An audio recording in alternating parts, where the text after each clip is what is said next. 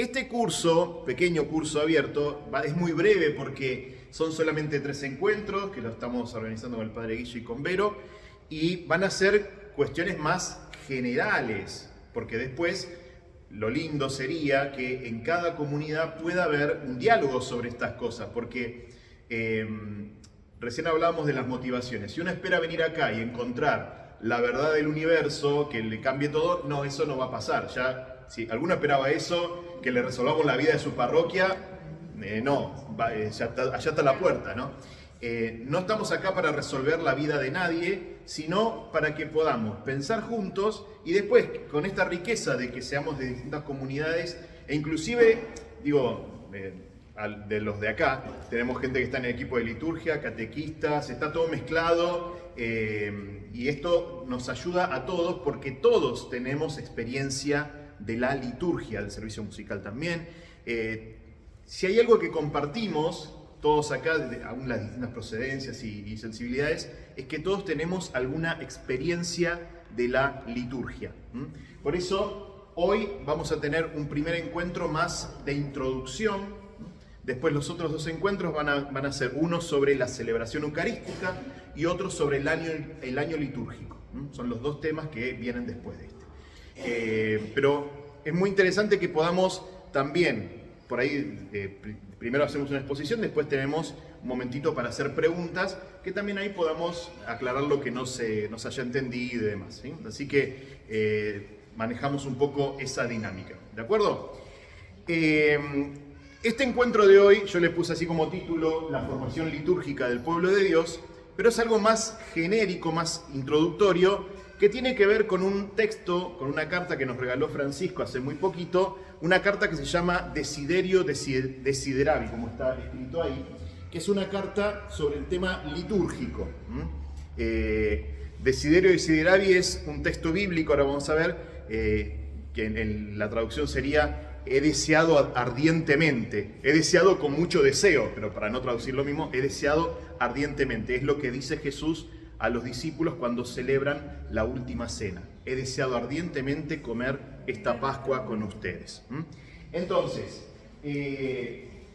primero partimos de la realidad, por supuesto, como siempre, y les traigo acá, como punto de partida, esto es un gráfico de una encuesta que hizo el CONICET en el año 2019. En el año 2019 se hizo la segunda encuesta nacional de creencias y pertenencias religiosas en Argentina. Es algo que ustedes pueden consultar en internet, está todo el material ahí. Es una encuesta, como dice ahí, sobre creencias y actitudes religiosas. Ese es el título correcto. La primera se había hecho en el 2008, 2019 es la segunda. Estos datos que están acá, hay de todo, no solamente de la Iglesia Católica, sino de todas las pertenencias y creencias religiosas. Este cuadro es como el resultado de una pregunta. ¿Cada cuánto participás del culto? Sea cual sea tu denominación. ¿Cada cuánto participás del culto? En nuestro caso sería de la misa, pero en un culto evangélico es el culto evangélico o lo que sea. Les leo, yo estoy sin anteojos también, pero para que se vea, ¿no? Si me corro. La primera columnita, la primera serie de columnas, dice participo todos los días o varias veces a la semana. El color, el gris es el total, no le debo bolilla. El azul es el resultado de los católicos, ¿sí? El violeta es el de los evangélicos y el naranja es de los que se denominan sin religión. Sin religión son los que no creen en nada o creen en Dios pero no participan de ninguna denominación. ¿Sí? Denominación, porque algunos parecen. Entonces, todos los días o varias veces a la semana, ¿sí? Más de una, digamos. De los católicos, el 1,7 de los que se dijeron católicos dicen nosotros participamos más de una vez por semana.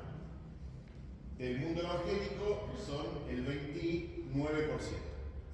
¿sí? Que a lo sumo irán 2 veces. Vieron que por ahí muchas iglesias evangélicas tienen miércoles y domingo, capaz, sería eso. Una vez a la semana, que este sería la misa dominical para nosotros. De todos los que se dijeron católicos, el 11,2 dice que participa una vez a la semana. Es decir, podríamos decir, los de misa dominical, según esta encuesta, en Argentina son el 11% de los católicos, de los que se dijeron católicos. En el mundo evangélico, el 23,7%. Después, el tercer grupito, una o dos veces al mes, no a la semana, al mes. Ahí ya tenemos de los católicos el 12,7% y de los evangélicos el 9%. Solo en ocasiones especiales, la otra columna que sería, ocasiones, para nosotros, ¿qué serían ocasiones especiales? Domingo de Ramos, Navidad, Pascua, un casamiento, un bautismo, ¿sí? Bueno, la columna azul, fíjense que sube bastante, y ahí tenemos ya casi el 54% de los que se dijeron católicos participan del culto solo en ocasiones especiales. Y después, nunca, tenemos ahí el 26%, si no lo veo mal, el 26% de los que se dicen católicos no participan nunca del culto, ¿sí? De la misa en este caso.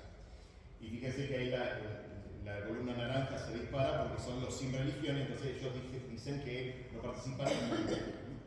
Pero fíjense, ¿qué nos muestra esta columnita? O estos gráficos. El 75%, redondeando, el 75% de los que se dicen católicos participan del culto solo en ocasiones especiales o nunca. ¿Sí? Esto es un dato, no lo inventé yo, está ahí. ¿Sí? El 75%, más o menos, de los que se dicen católicos participan del culto esporádicamente o directamente nunca. Esto nos tiene que hacer pensar qué está pasando con nuestra liturgia, ¿sí? Porque tenemos por un lado esta realidad y por otro lado Francisco dice en esta carta que les mencionaba recién, la liturgia es dimensión fundamental para la vida de la Iglesia. Esto lo dice Francisco en esta carta, el número 1. Entonces, creo yo que el tema de la liturgia sí o sí lo tenemos que replantear. Sobre todo, acá no aparece en este gráfico, pero supónganse, acá dice que participan de la misa dominical el 11% de los que se dicen católicos. Pregunto yo, de ese 11%, ¿cuántos participan de algún grupo parroquial, o son catequistas, o son algo de alguna estructura parroquial? ¿Qué piensan? Y está siendo generosa. Sí, y está siendo generosa. Exacto. Claro. Ahí, bueno, ahí tendríamos que buscar un poco en la encuesta, capaz que aparece, ¿no? Pero de ese 11% que dicen que van a misa una vez por semana, se reduce mucho más el número cuando hablamos de los que participan de algún grupo o de alguna pastoral parroquial o diocesana. Entonces, a ver, por un lado uno se podría quedar quejándose de que hay un 75% de católicos que no vienen a misa. Eso es una forma de leer estos datos. Me quedo quejándome. La otra forma es decir, che, hay un 11% de católicos que vienen a misa una vez por semana. De esos, los que participan en algún grupo como catequistas o que hacen algún trayecto aparte en la fe, son muchísimos menos. Es decir, podríamos leer estos datos diciendo, le tenemos que dar bolilla a la liturgia porque la mayoría de nuestros católicos que van a una parroquia participan de la liturgia y no de otra cosa. ¿Me explico lo que estoy diciendo? La mayor parte de los que tienen contacto con una comunidad parroquial no es por ir a algún grupo, sino es por participar de la liturgia. Y esto, pastoralmente, a veces no le damos bolilla. No le damos bolilla a la importancia que tiene la liturgia para la vida de una comunidad. A veces celebramos muy automáticamente, a veces no terminamos de caer en lo que estamos celebrando. Y esto merece nuestra atención, ¿sí? ¿Lo ven esto? Por eso el tema litúrgico a mí me parece súper importante, porque un equipo de liturgia en una comunidad es el equipo que tiene más llegada a las personas, ¿sí? El equipo de catequesis, por ejemplo, bueno, tiene llegada con, por ejemplo, las familias que vienen a la primera comunión o confirmación o lo que sea, ¿no? Que es mucho más chiquito todavía. El equipo de liturgia tiene una amplia llegada. Bueno, nos preguntamos cómo hacer para que los que venimos celebremos mejor. Bueno, de esto se trata. ¿Estamos bien hasta acá? Esto es como el disparador. Para partir del dato duro. Algunas cositas que Francisco pone en este documento, en esta carta, sobre la liturgia. Hay una palabra con la que Francisco comienza esta carta, que es la que le da título, que es la palabra deseo. Deseo. Es lo que Jesús le dice a sus discípulos cuando preparan la última cena en el Evangelio de Lucas. He deseado ardientemente comer esta Pascua con ustedes. Es el título del documento. La palabra deseo, no sé si les pasa, pero generalmente tiene como un lastre, ¿no? El deseo, ¿a qué lo asociamos? A lo sexual o algo medio pecaminoso. ¿Vieron? El deseo siempre en nuestra mentalidad, muchas veces, no digo siempre, pero muchas veces está asociado no a algo virtuoso. En cambio, Francisco la utiliza como sinónimo de algo virtuoso. ¿Saben por qué? Porque el deseo es mucho más que querer algo. No sé si les pasa, pero por ejemplo, si yo digo, me quiero comprar un chocolate. Sí, perdón, todo es gastronómico. Perdón, ¿qué va a ser? Me quiero comprar un chocolate. Bueno, es un querer, que tampoco se me va la vida. Si no me lo compro, no pasa nada, ¿no? Pero si uno utiliza la palabra deseo, ¿tiene más intensidad o tiene menos intensidad? ¿Qué les parece? Tiene más intensidad, ¿no?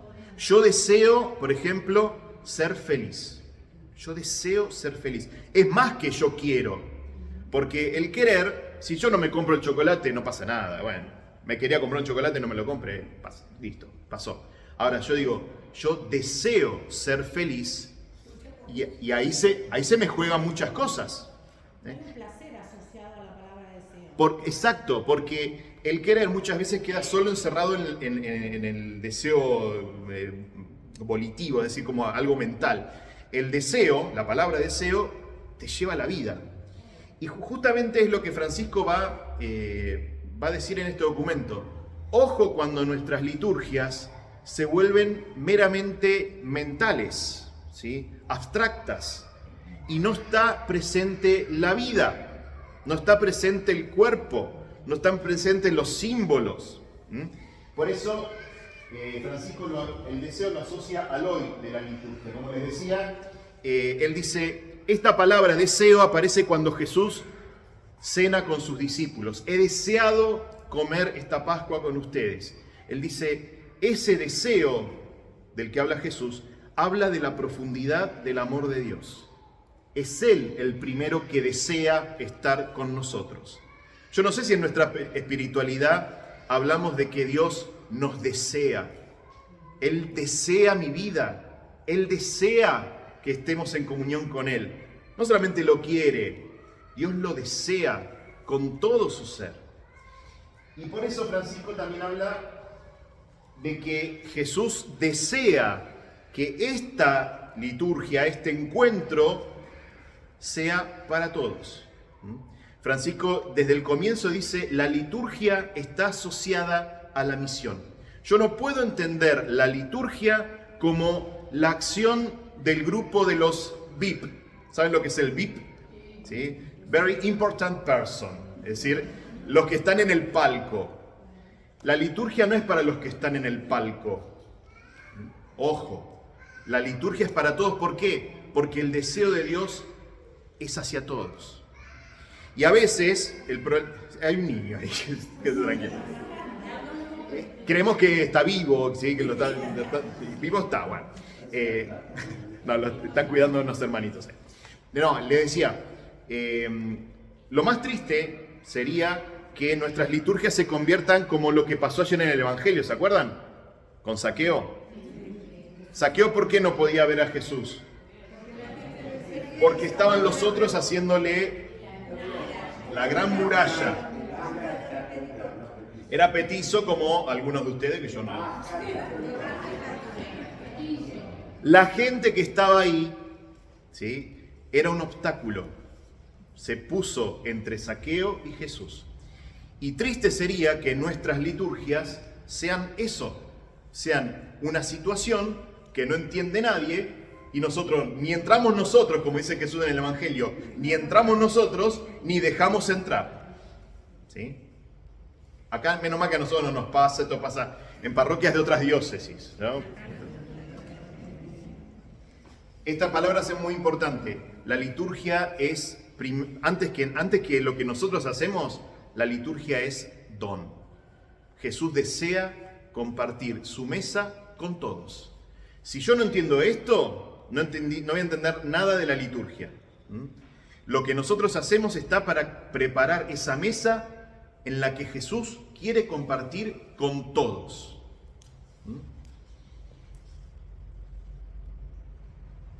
Segundo punto, ya hablamos del deseo. Francisco habla de la liturgia como lugar de encuentro, del encuentro con Cristo, justamente por ser dogma. Primera cosa dentro de este puntito, si la liturgia es lugar de encuentro con Cristo, no puedo entender la liturgia como una representación vacía. ¿A qué me refiero con representación vacía? A veces somos como esos equipos de fútbol que juegan de taquito, ¿sí?, pero que les sale todo perfecto, ¿eh? Los tipos saben dónde pasar la pelota, van corriendo, ya saben por dónde meterse, que este se la pasa al otro, y ganan, son una maquinita. El Barcelona cuando estaba Messi. Pero, ojo, que esa misma lógica no esté en nuestras liturgias, porque a veces puede pasar, no a nosotros, a otros, o sea, el programa lo tienen otros, pero puede pasar que una liturgia termine siendo terriblemente pulcra, porque sale todo, jugamos de taquito, hacemos todo perfecto, está todo, pero de punta en blanco brilla todo, que ya me quedé ciego de tanto que brilla.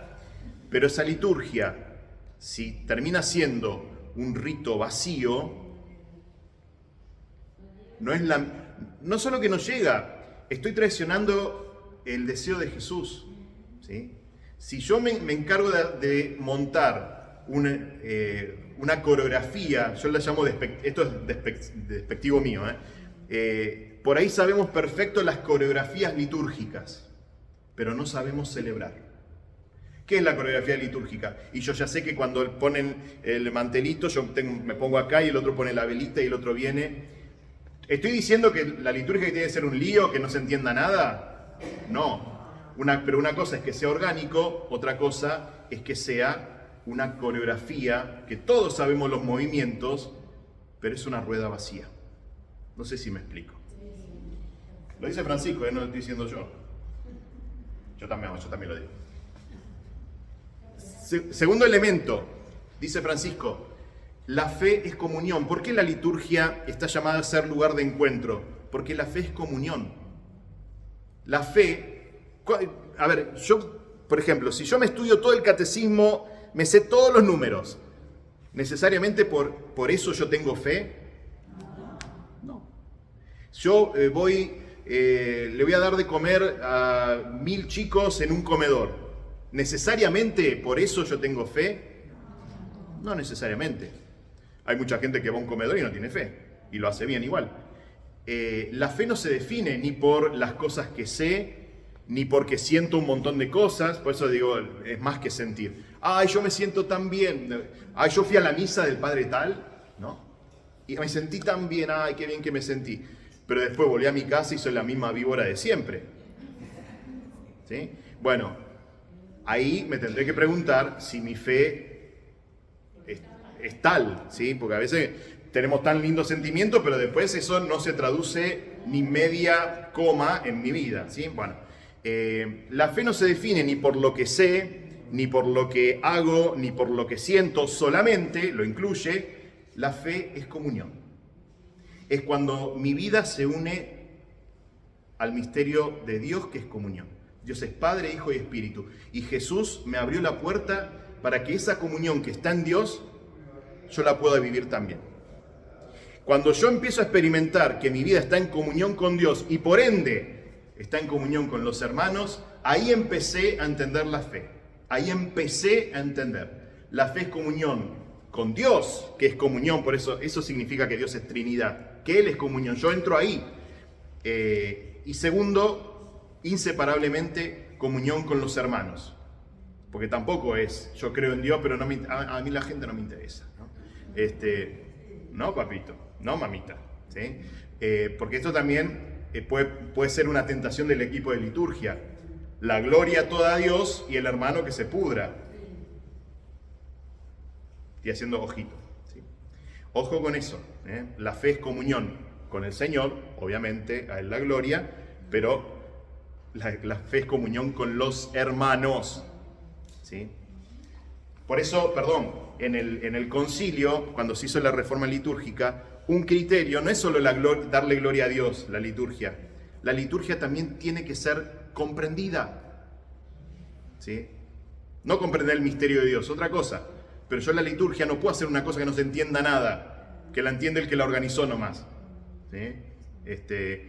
O, por ejemplo, no sé, a veces queremos ser creativos y hacemos cada zafarrancho que miren. Si un signo no significa, está mal. Si yo tengo que explicar algo que estoy haciendo, es que está mal. Si yo te doy un regalo, pero te tengo que dar después un manual de explicaciones de qué es ese regalo y por qué, está mal elegido. El regalo yo lo tengo que entender.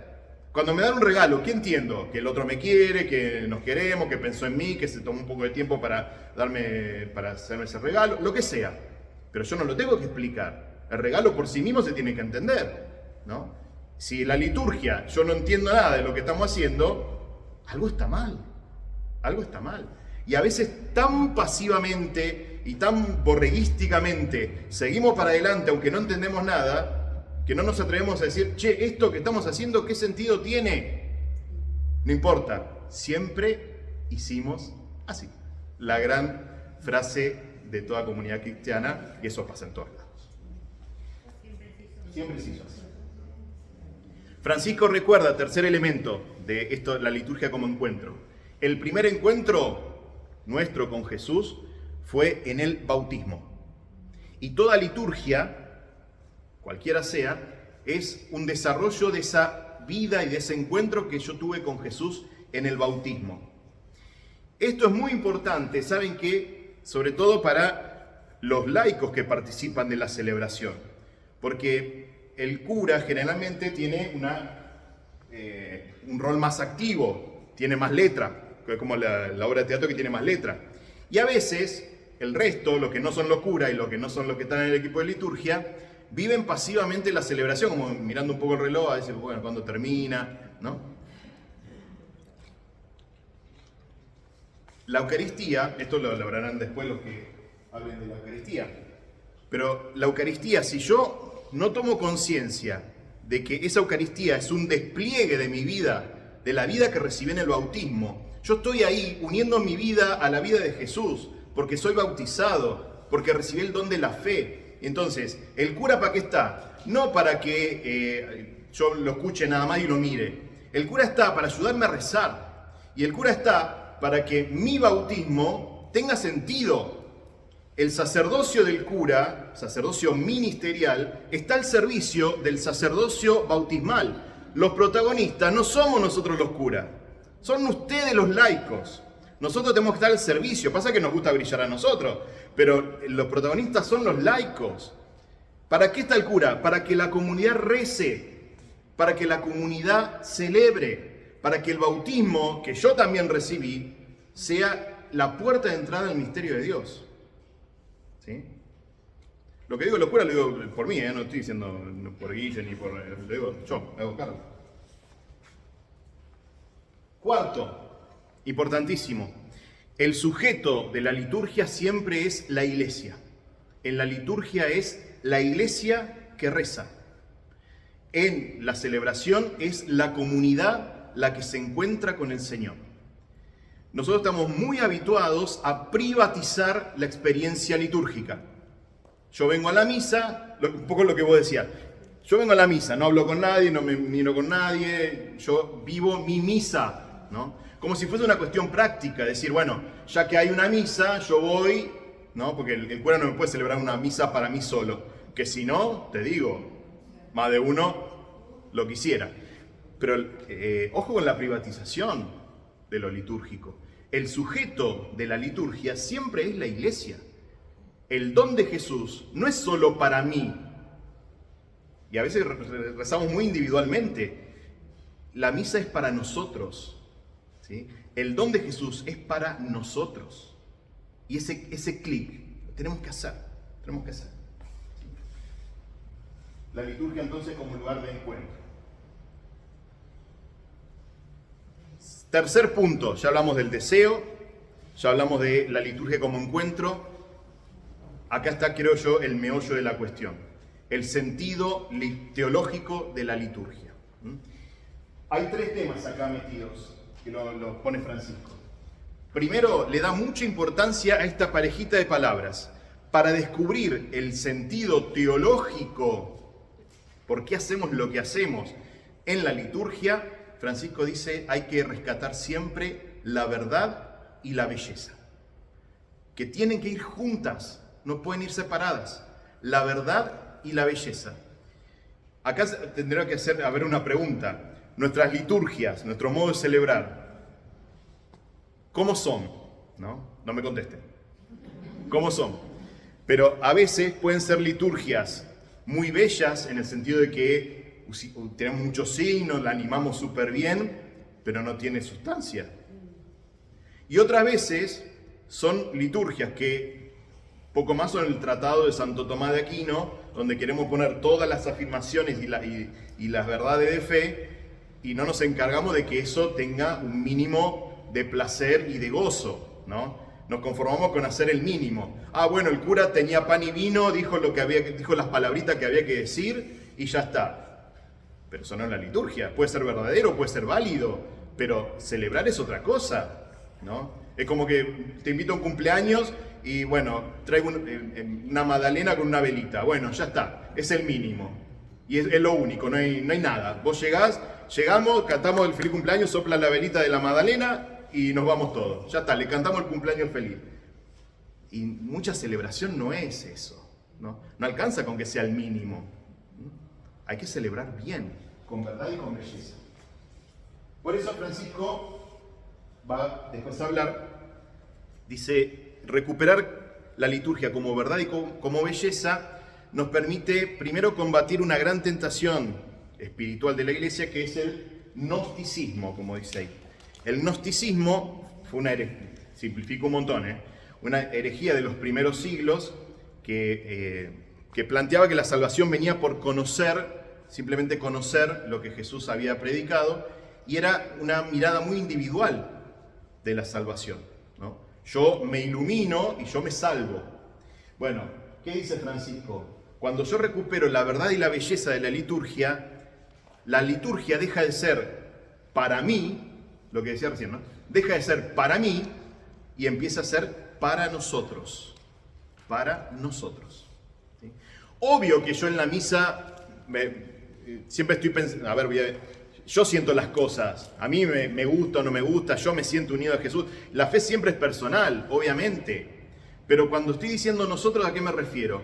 Que no puedo conformarme con que yo viví la misa y no te preocupás de qué pasa con el resto, porque el don de Jesús es para nosotros, no para mí solo.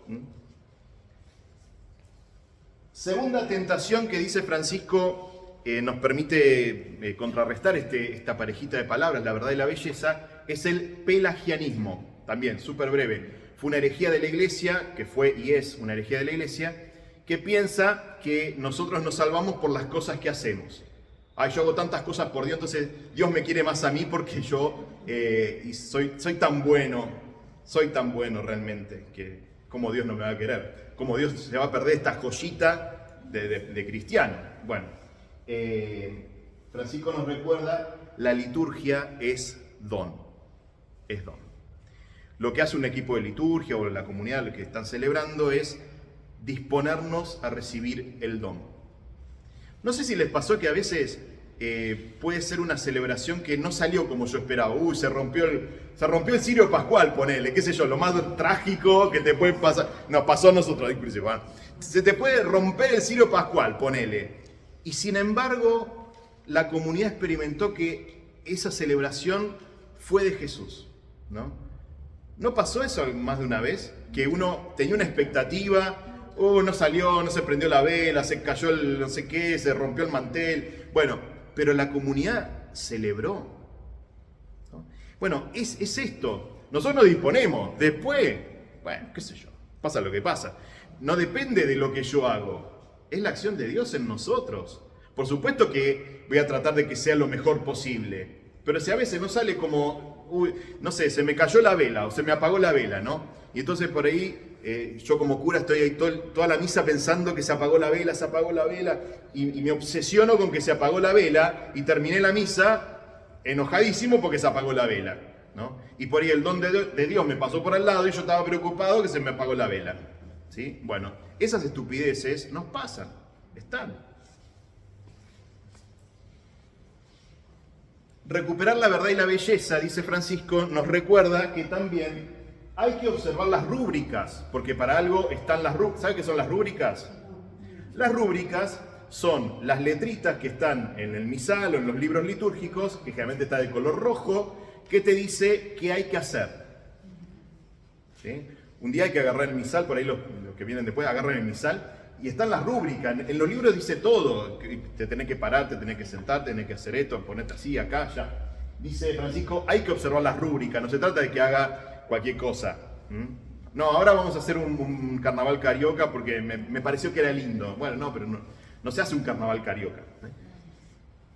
Pero dice Francisco, pero ojo, solo cumplir las rúbricas no significa que yo estoy participando plenamente de la liturgia, ¿no? Porque como volvemos al punto anterior, yo puedo tener una liturgia terriblemente coreografiada y me perdí la sustancia, ¿sí? Me detuve tanto en que las formas estén bien que el misterio se me diluyó. Y dice Francisco, la verdad y la belleza nos permite constantemente recuperar el asombro ante el misterio pascual. Ustedes saben que toda celebración es entrar en contacto con el misterio pascual. Todo surge de la Pascua de Jesús, ¿sí? Todo. Entonces, ¿cuál es uno de nuestros grandes peligros como cristianos? Que nos acostumbremos. Nos acostumbramos a celebrar al Señor. Nos acostumbramos a que Jesús resucitó. Y estamos hablando de lo más grande de la historia de la humanidad, ¿sí? Pasa que como estamos tan en contacto con estas cosas, bueno, sí, Jesús resucitó, bueno, pasamos, bueno, ¿qué hay que cantar? ¿No? Y perdemos el asombro, ¿no? Perdemos el asombro. Y muchas veces se nos hace como un callo. ¿Vieron el callo? Algunos tienen, no me digan, pero ¿vieron un callo? Ay, sí, yo tengo un callo acá, allá. Los callos te endurecen la piel y no te permiten tener sensibilidad, ¿no? Señalo acá porque al tocar la guitarra se me hacen los callos acá en los dedos. Yo acá no siento nada, si me pinchan, ¿no? Bueno, a veces nuestra fe puede tener un callo en el corazón y perdemos el asombro, ¿no? Qué lindo sería que cada Eucaristía, mire, cada Pascua por lo menos, qué sé yo, cada Pascua, en lugar de estar todos locos porque no se prendió el carbón y porque no me entra el cirio, siempre pasa algo, ¿no? Recordarlo como una anécdota de la que nos vamos a reír después, y que esa Pascua sea vivida con el asombro de que Jesús está vivo. Eso es más contagiante que tener una coreografía preciosa. Segundo punto dentro de este sentido teológico de la liturgia, Francisco habla mucho de la necesidad de una formación litúrgica, lo que estamos haciendo acá. acá saco todos los palazos que nos pegan los curas, porque tiene varios números dedicados exclusivamente al que preside. Pero bueno, acá eso haremos nuestro examen de conciencia después. ¿Qué dice Francisco sobre la formación litúrgica? Dice, hay que formarse en la liturgia porque hay un peligro culturalmente que es vivir espiritualismos abstractos, ¿sí? Vieron que, no sé si están en las redes sociales o a veces por televisión, aparecen propuestas espirituales que son todas cosas voladas, ¿no? Como que de los sentimientos, de las energías, y este lenguaje aparece, ¿no? Es más de un cristiano habla de las energías, del universo, del cómo, de la sintonía con no sé qué. Bueno, la liturgia, si bien es contacto con el misterio de Dios, siempre es concreto, siempre es concreto. Ustedes piensen que, como dice Francisco, lo creado, la creación, es el lugar donde Dios se manifiesta. En la liturgia siempre usamos cosas, objetos, personas, palabras, ¿sí? Por eso, dice Francisco, recuperar en la liturgia el valor del símbolo, el valor de lo creado, de la creación, el valor del cuerpo. Lo creado, chicos, el bautismo, ¿con qué se hace? Con agua, lo más simple del mundo, ¿sí? La Eucaristía, pan y vino, ¿no? Los símbolos, si de verdad nos estamos deseando la paz, desear la paz, ¿sí? Los gestos que usamos que signifiquen algo, ¿sí? El valor del cuerpo, tengo que estar donde estoy, en mi cuerpo también hago la experiencia de Dios, nos arrodillamos, nos sentamos, nos abrazamos, nos besamos, comulgamos. En el bautismo el agua me tiene que tocar, ¿sí? Somos seres sensibles, no convirtamos a la liturgia en una abstracción, ¿sí? En ideas que decimos, en cosas, tiene que llegar, ¿sí? ¿Cómo? Que no sea un valor tangible. Exacto, pasa que a veces somos tan... Yo soy el primero, ¿eh? Francisco nos recuerda que hay que formarse litúrgicamente porque dice liturgia y eclesiología. Eclesiología es lo que pensamos y lo que creemos sobre la iglesia, va siempre van juntos. Es decir, en otras palabras, mi modo de celebrar expresa mi modo de ser iglesia. Como yo celebro, eso muestra qué iglesia somos. Por eso yo me pregunto si la reforma litúrgica, una de las primeras cosas que tiene que desterrar de nosotros es el clericalismo. Las liturgias dependen casi exclusivamente de nosotros los curas. Mire, ustedes piensen, a ver, pónganse en la piel de alguien que no tiene ni idea de nada y entra un día a una misa, cualquiera, una misa de domingo, la que más le guste.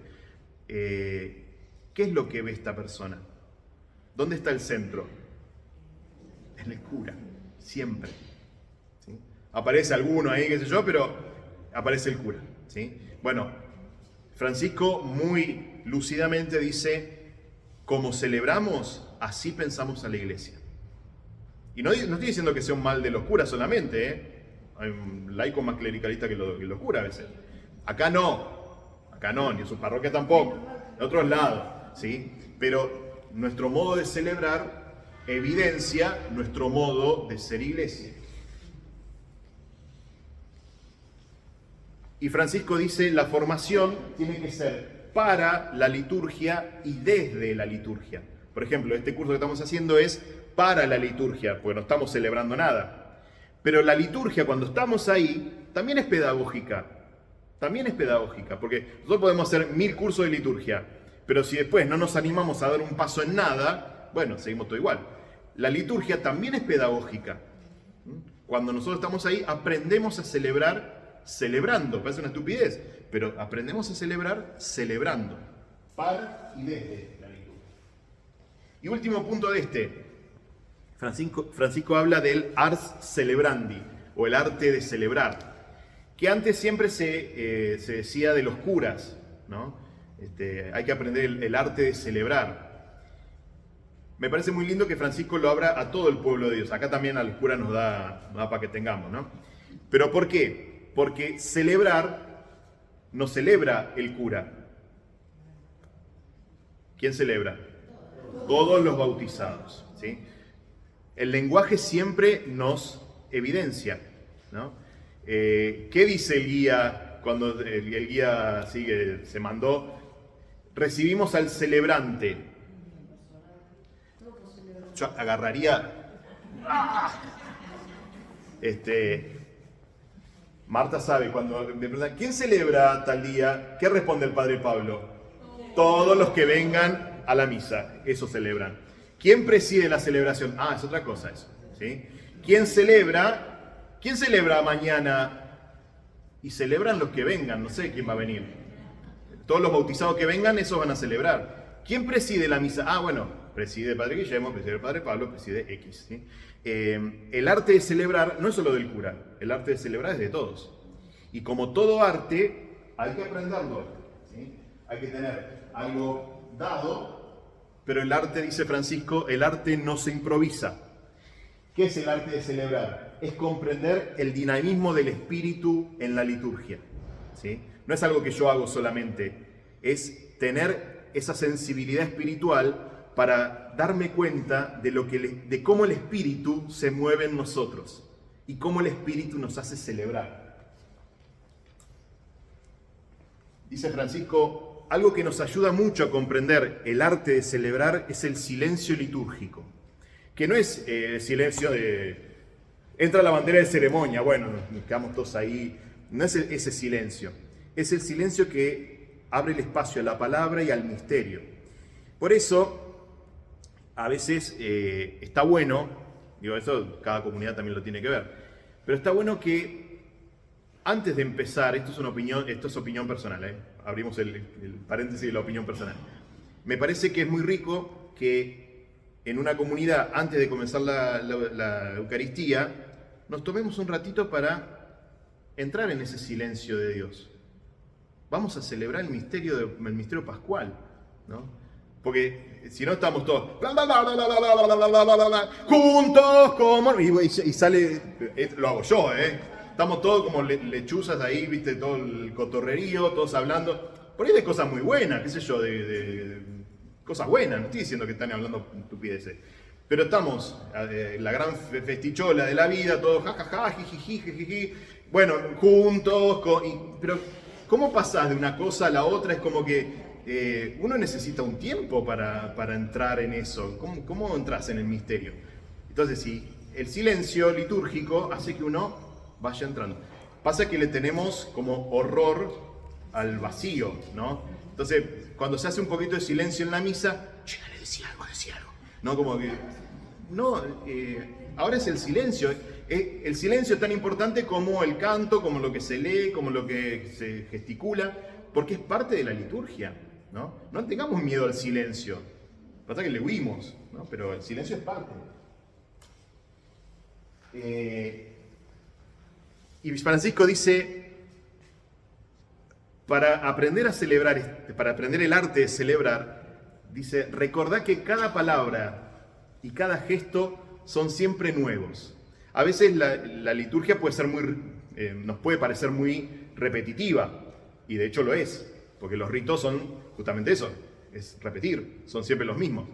Pero Francisco dice, pone este ejemplo, vos cuando te arrodillás ante el Señor, aunque lo hagas 500 veces en el año, cada vez que lo haces desde una situación distinta. Vos no sos el mismo. Y entonces, aunque el gesto sea siempre igual, vos no sos igual. Entonces, si vos te arrodillás, por ejemplo, en la liturgia, me arrodillo desde qué lugar. ¿Qué le estoy diciendo al Señor con este gesto? El gesto es siempre el mismo, pero yo no soy igual. Entonces, si yo no descubro esto, es una repetición. Y digamos la verdad, es un embole. Si yo no descubro por qué estoy haciendo lo que estoy haciendo, es el embole más grande del mundo, ¿no? Porque me paro, me levanto. Parece la clase de step, ¿viste? Parece la clase del gimnasio. Claro, me siento, me levanto, me paro.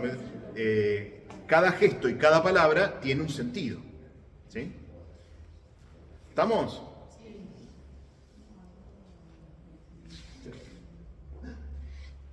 si me dan, hasta acá es lo que dice Francisco, ¿sí?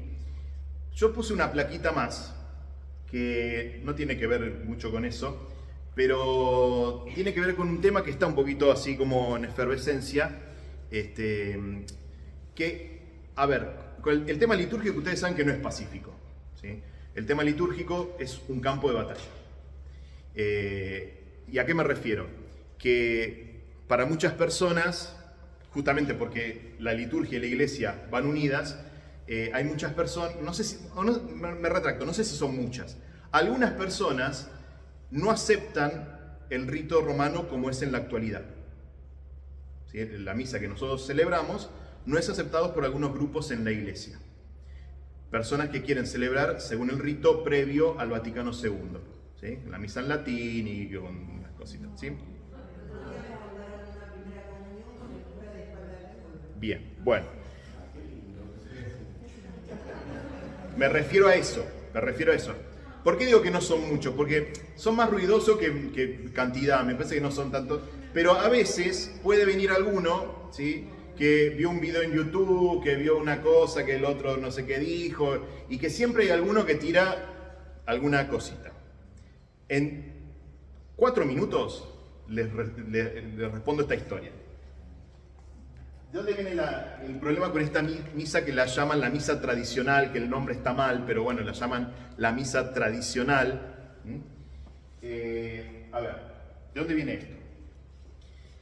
En el siglo XVI tuvo lugar el Concilio de Trento, por la ciudad de Trento, que se reunió porque hubo una gran crisis en la iglesia, que algunos saben cuál fue.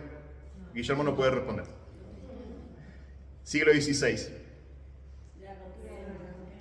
Bien. Lutero y después todos los reformadores que vinieron.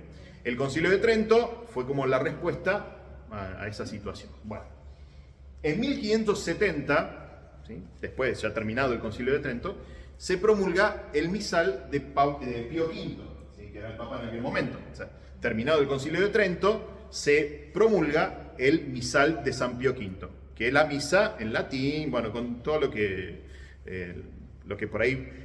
Somos todos jóvenes, pero por ahí si alguno estuvo antes del concilio o le contaron, si alguno vio una película, qué sé yo, bueno, era la misa que antes de la década del 60 se celebraba en la Iglesia Católica. ¿Sí? Bien, no deschavemos a nadie. Bien. Desde 1570 hasta mediados del siglo XX, la misa fue así siempre. En 1962... ¿sí?, año en que empezó el concilio, también el Concilio Vaticano II se desarrolló entre el 1962 y 1965. En 1962, no hecha todavía la reforma litúrgica del concilio, que estaba empezando, en 1962 Juan XXIII promulga otra edición de esa misma misa, la misma de San Pío V. Juan XXIII le cambia una cosita y promulga una nueva versión, pero era la misma, ¿sí? Pero ahora van a ver por qué traigo este dato. En 1970, es decir, después del concilio, 5 años después que terminó el concilio, todo ese tiempo se fue haciendo la reforma litúrgica. En 1970, Pablo VI promulga el rito romano como lo conocemos ahora, con alguna variante, pero fue el misal de Pablo VI, como se lo conoce, ¿sí? Después del concilio, esta fue como la aplicación más fuerte de la reforma litúrgica, con la misa de cara al pueblo y toda la posibilidad de usar la lengua vernácula, la lengua de cada lugar, etc. Como en la misa, como tenemos. Esto, atención, algunos grupos no lo aceptaron. No sé si alguno escuchó del obispo Marcel Lefebvre. Bueno, los grupos que se los conoce como lefebristas no aceptaron, entre otras cosas del concilio, o el concilio mismo, no aceptaron la reforma litúrgica. Y siempre hubo como lío con eso, ¿no? Que ellos no querían celebrar la misa como mandó Pablo VI, sino que querían seguir celebrando con el misal de San Pío V. ¿Sí? Bueno, en el 2007 se les intenta dar una respuesta a esta gente. Benedicto XVI escribe un motu proprio, un documento, que se llama así, Summorum Pontificum. ¿Qué es lo que hace? Permite que exista dentro del rito romano. El rito romano es lo que celebramos nosotros, la misa, ¿sí? La misa como la conocemos. En este documento, Benedicto permite que exista un rito extraordinario, ¿sí? Que es usando el misal de 1962, no el misal de Trento, el misal de 1962, pero que es la misma misa de antes, ¿sí? Entonces, a partir del 2007, existían en la Iglesia dos formas del mismo rito, del rito romano. El rito del Vaticano II y la posibilidad de celebrar la misa con el rito extraordinario, que tenía mucha facilidad, es decir, si un grupo de gente lo pedía y había un cura que lo haga, se hacía y punto, ¿sí? Bueno, durante estos años se evaluó la cosa como venía y en 2021, el año pasado, Francisco escribe otra cartita que se llama Traditionis Custodes, donde él dice, basta, no existe, esto lo digo yo, no existe más el rito extraordinario. Francisco dice, la única forma para celebrar el rito romano es con el misal de Pablo VI, ¿sí? Es decir, se terminó la posibilidad de celebrar lo que se llamaba el rito extraordinario. Deja abierta una puertita por si, por ejemplo, algún grupo que ya venía o algún, no sé, gente muy grande que tal vez quería... Después le vamos a mandar todo esto, quédense tranquilos. Para eso les pedimos los datos antes.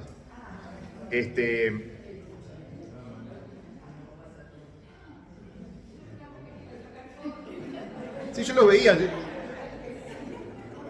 Me sacaban a mí. Yo pensé que me sacaban a mí, yo estaba contento. Bueno, después ya está, sáquenme a mí también. No, escuche. No, después se lo mandamos, quédense tranquilos. Bueno, le decía, Francisco deja abierta alguna puertita por si alguna persona grande, pero él lo dice explícitamente. Después, junto con estas cosas, le voy a mandar la carta Desiderio Desideravi. Y él, en un punto, vieron como Francisco, que habla medio de lo argentino. Entonces, en un documento te pone cosas que él piensa, que siente. Y está diciendo, no me vengan con que, a ver, dejamos abierta la puertita que una persona grande quiera celebrar este rito porque tal vez fue lo que conoció, ponele, qué sé yo. Pero no me vengan los más jóvenes con que quieren celebrar así. Porque dice, no es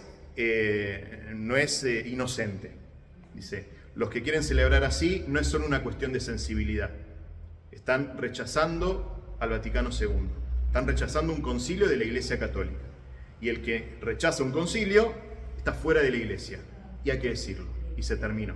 ¿Sí? No sé si hereje, cismático es la palabra. Hereje es uno que, bueno, no importa, es cismático. Entonces, pero lo dice explícitamente. Y me parece bueno saberlo porque, lo traigo el tema porque yo creo que ninguno de ustedes quiere celebrar según el rito de San Pío V, quiero creer. Y si alguno lo quería, no me diga, me sube la presión y demás. Pero bueno, para saber en qué estado está esta cosa, porque en internet circula mucha estupidez, ¿sí? Llegan mail, WhatsApp, en YouTube hay mucha pavada. Entonces, ojo con lo que consumimos de información, porque a veces agarramos cosas que están circulando y pifiamos. Bueno, hasta acá.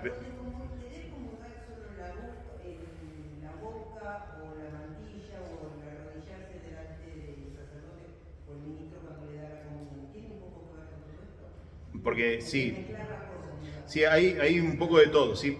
A ver, hay cosas que no me van ni me vienen, pero por ejemplo, el comulgatorio, Guille, corregime en esto, el rito de San Pío V preveía el comulgatorio, que es como una baranda, como un, ¿cómo se llama? Bueno, un lugar para arrodillarte, y la comunión era así. A veces hay como un revival, pero ¿sabes qué pienso? Pienso que los que realmente saben que era el comulgatorio, son muy poquitos. Muchos quieren repetir eso, por ejemplo, quiero comulgar de rodillas, pero no lo hacen de ideologizados. No sé, les parece un gesto. Entonces hay que distinguir ahí, ¿no? La gente jodida es poca. Gracias a Dios. Hay gente jodida, pero hay muchos otros que... claro, por ejemplo, cuento un caso porque creo que no está la persona que pasó, pero una vez estábamos saliendo de la pandemia, ¿no? Y vino alguien a comulgar con un trapito en la mano, ¿sí? Espero que no sea nada, igual no digo nada. Vino a comulgar en la mano con un trapito, ¿sí? Entonces, yo viste que claro, te agarra ahí en el momento y decís, ¿qué hago? Yo le di la comida, ¿viste? Pero terminó la misa y me acerco a la persona y digo, ¿por qué tenés un trapito para...? Y empezó con que había visto en YouTube el video de no sé quién, que le decía que la mano era indigna porque no sé qué, el cuerpo de Cristo, qué sé yo. Entonces le digo, pero perdóname, ¿vos te pensás que tu lengua es más digna que tu mano? O sea, no hacemos peores males con la lengua que con la mano.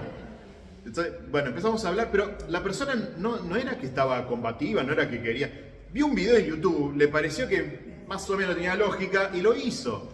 Pero no era una persona que decía, no, porque yo no acepto el concilio. No era ese discurso, o sea, vio un video y nada. Entonces, por eso es la formación litúrgica, ¿sí? ¿Se entiende esto? Bueno, hasta acá yo abro espacio a alguna preguntita que haya quedado. ¿Se entendió un poquito? Esto es solo una introducción, ¿sí? Después, como les adelanté, vamos a tener un encuentro dedicado a los pasos de la celebración eucarística y otro encuentro dedicado al año litúrgico. ¿Preguntas, cuestiones o cosas? ¿Algo que no se entendió? Yo esperaba que me taladraran así de... Pero eso que usted dice es muy cierto.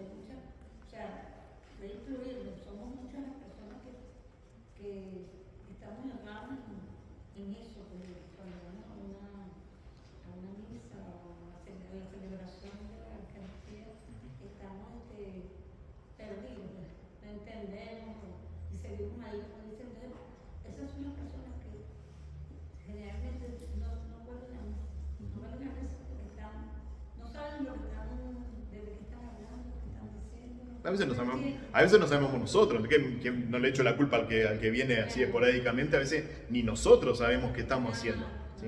Por eso estaría bueno que, como les decía también al principio, que las cosas que podamos reflexionar acá, después sea como el material para que ustedes en sus comunidades, en sus equipos, puedan como decir, bueno, ¿qué sacamos en limpio de esto? ¿No? Porque si nosotros digo, nosotros porque un poco los que estamos más en el riñón de la cosa, si nosotros comprendemos lo que estamos haciendo, eso después se traduce, se comunica.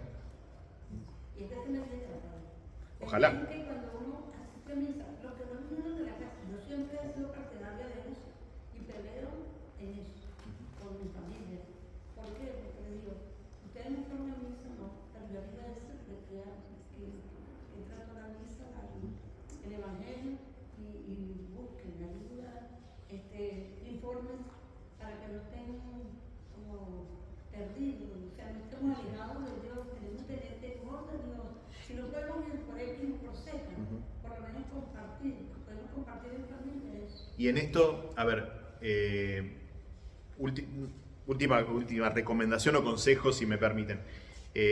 Disciernan la información que buscan, ¿sí? Porque yo sé que por ahí alguno busca alguna cosa en internet. Internet tenés de todo, cualquier cosa, te aparece cualquier cosa real. Entonces, obvio, uno tiene a mano eso, pero disciernan lo que encuentran, ¿sí? Porque a veces hay cada estupidez que se dice, ¿sí? No crean todo. Vi un video de, no, pará, chequealo si eso, por ejemplo, lo que te está diciendo, no sé, tomo esto. Esta persona que vio un video que había que ponerse un trapito para comulgar en la mano, chequealo a ver si es una forma que la iglesia propone para comulgar, ¿no? Entonces, no, en ningún lado, en el misal no, en ningún lado dice que hay que ponerse un trapito. Bueno, entonces desconfío de la persona que me está diciendo que me ponga un trapito. ¿Me explico? Sí. En esto, porque yo de verdad he tenido últimamente una duda en relación a, tú sabes que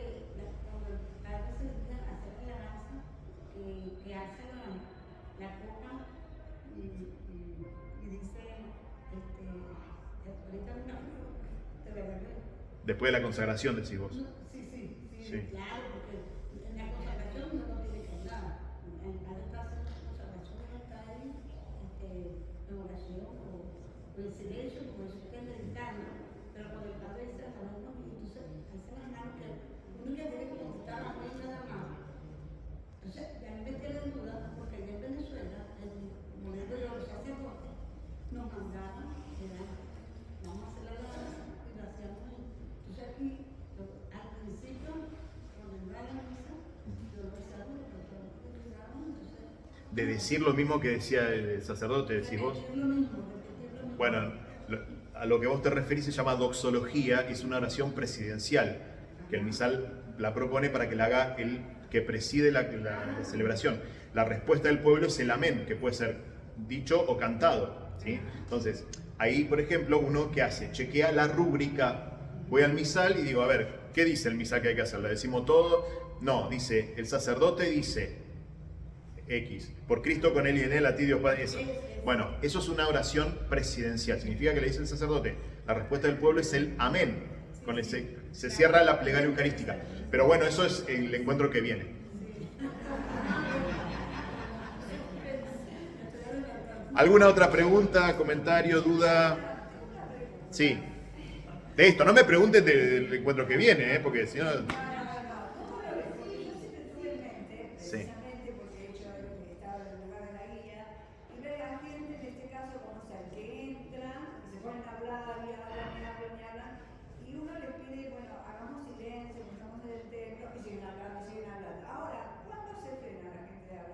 Cuando uno le dice, bueno, pueden ir apagando, silenciando los celulares, entonces ahí la gente se da cuenta que tiene que hacer silencio. ¿Por qué? Es el silenciar el celular, no porque es lo mismo. Entonces yo siempre pensé, tenía en mi mente, antes de que comience la misa con la gente que va llegando, hacer una breve catequesis de las cosas que van pasando, que van a pasar en la misa. Porque hay gente que va, como vos dijiste, va a la misa, la vive a su manera, pero sin saber exactamente la necesidad. Bueno, eso es un discernimiento que en cada comunidad hay que ver qué es lo más conveniente. Yo no te puedo decir si hay que hacer tal cosa, porque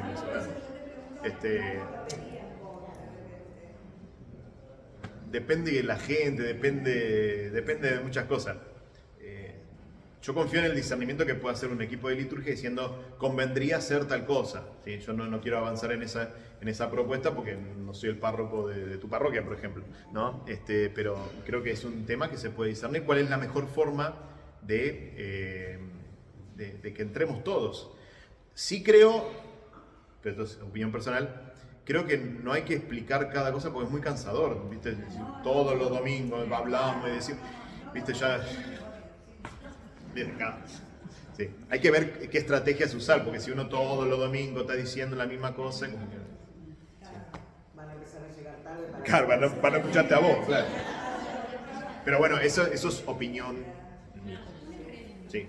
Cuando se anuncia el que preside, al sacerdote que preside la Sí. misa, ¿en nombre o en persona de Cristo? ¿Cuál de las dos formas está bien? Si no dijéramos nada, porque en realidad, vieron que el librito, hay libritos que dicen, ya me lo sé de memoria, recibimos al Padre Pablo que en persona de Cristo presidirá nuestra celebración. ¿Sí? El que nos hacía hincapié de en persona era el Padre Osvaldo. Es lo que pasa es que... Decía que el nombre no era en persona de Porque es un término técnico para decir que el que está presidiendo lo hace en el nombre de Jesús. Entonces, in persona Christi es la expresión latina. Entonces, en persona no presidís porque vos sos el más copado o el que vos estás haciendo en persona de Jesús. Ahora sí, pero no hace falta decirlo. Lo que sí es un error es decir, por ejemplo, que eso aparece a veces en los libros, nos ponemos de pie para recibir al Padre. No nos ponemos de pie para recibir al Padre. Nos ponemos de pie para comenzar la celebración, que es otra cosa.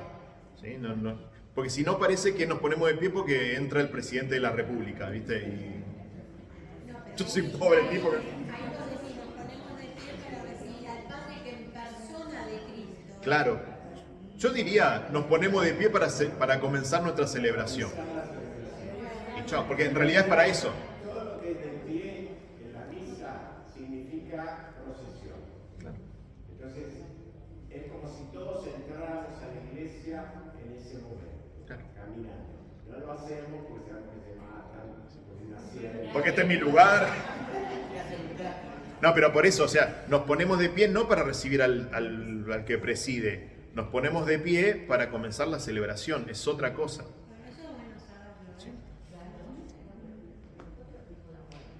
A mí hay algo que me quedó Sí. dando vueltas cuando decías que sobre el protagonista, los protagonistas son todos los bautizados, Claro. los protagonistas de la figura, presiden. ¿Cómo se hace? Ah. A ver, yo creo que Francisco dice respetar las rúbricas. Bueno, las rúbricas mandan ciertas cosas que el que preside la celebración, bueno, evidentemente va a tener, en el esquema del rito romano actual, va a tener más letra que otros. Pero no significa que no puedan existir otros servicios, otros ministerios, otros gestos que no sean necesariamente presidenciales, ¿no?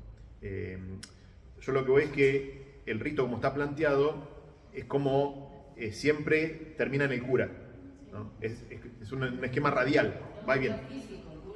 Exacto. Pero bueno, hay cosas que las rúbricas claro.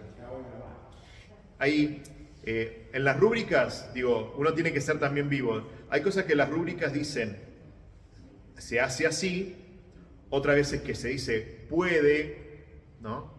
Y otras veces que no dice nada. Ese es el espacio más lindo. Cuando no dice nada, bueno, porque yo hago lo que dice, lo que puede, se puede o no se puede, está bien, ¿no? Y cuando no dice nada. Pero por eso digo, yo siempre insisto en que para tener creatividad litúrgica hay que estar bien formado, ¿sí? Porque uno por querer cambiar algo, porque me parece más divertido, no siempre lo que es más divertido es la celebración, o sea, estoy haciendo un zafarrancho, cualquier cosa, pero si yo estoy formado, sé cómo es la celebración, tengo claro el rito, bueno, ahí la liturgia es muy plástica, tiene muchos espacios para la creatividad. Pasa que, no sé, es más cómodo mecánicamente hacer como hacemos siempre. Y dar, por ejemplo, como hace rato que quería decir, yo no, dar la bienvenida, por lo menos a los que nunca vienen. Sí, claro. Claro. Ese es el ministerio de los hostiarios. Pero desde antiguo, en la iglesia existían los hostiarios que eran como los porteros, un grupo de gente que recibía a los que llegaban. Y eso está bueno tenerlo. ¿Sí? Acá lo hemos tenido en la pandemia, después medio ahí, pero hay que resucitarlo. Sí. Pero bueno, sí. Igual el próximo encuentro vamos a hablar específicamente sobre la celebración eucarística y los ministerios dentro de la celebración. Bueno, les agradezco un montón, gracias a todos por estar. El próximo lunes nos vemos 19:45 por el mismo canal, si nos dan una ayudita. Gracias.